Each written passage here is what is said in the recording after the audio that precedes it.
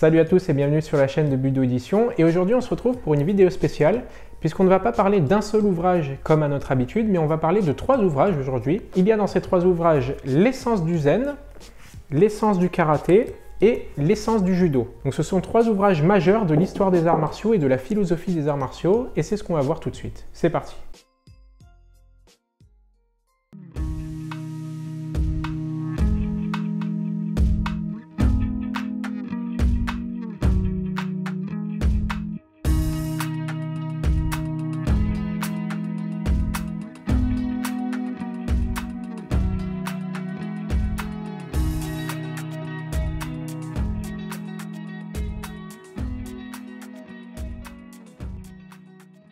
Alors je vais commencer par présenter les 2 premiers, l'essence du judo et l'essence du karaté, qui sont 2 ouvrages très importants pour une raison simple. L'essence du karaté est liée à la figure de Gishin Funakoshi, le fondateur du karaté Shotokan, et l'essence du judo est liée à la figure de Jigoro Kano, qui est le créateur du judo. Et dans ces 2 ouvrages, on a véritablement la pensée des 2 auteurs, ainsi que l'histoire de l'évolution de leur art martial. Alors il y a quand même une différence notable entre les 2 ouvrages, c'est que Jigoro Kano est le créateur du judo, Gishin Funakoshi n'est pas le créateur du karaté, c'est le créateur du karaté Shotokan.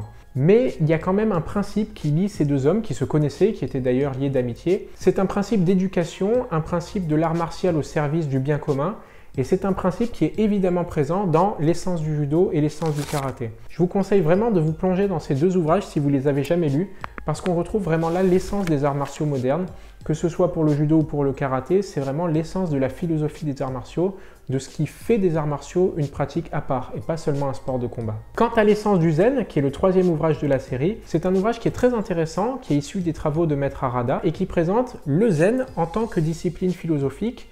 Et c'est assez bien de pouvoir se plonger là-dedans puisque le zen est aussi présent dans les arts martiaux classiques. Et le zen est une partie importante de la pensée qui est liée aux arts martiaux. La plupart des maîtres d'arts martiaux, des grands maîtres japonais, ont une pensée qui est liée à la pensée zen. Donc voilà, je ne vais pas faire une présentation détaillée comme d'habitude de chacun des ouvrages parce que ce serait trop long, là on en a 3. Que ce soit pour le judo, pour le karaté ou même pour la philosophie zen, votre compréhension de la pratique martiale va profondément changer et en particulier la compréhension d'une chose, c'est le but de la pratique de l'art martial. Ces ouvrages véhiculent véritablement la pensée des fondateurs des arts martiaux et c'est donc essentiel pour les budoka, pour les pratiquants d'arts martiaux, de se plonger dans l'essence du zen, l'essence du judo et l'essence du karaté. Voilà donc 3 ouvrages vraiment importants pour l'histoire et la philosophie des arts martiaux.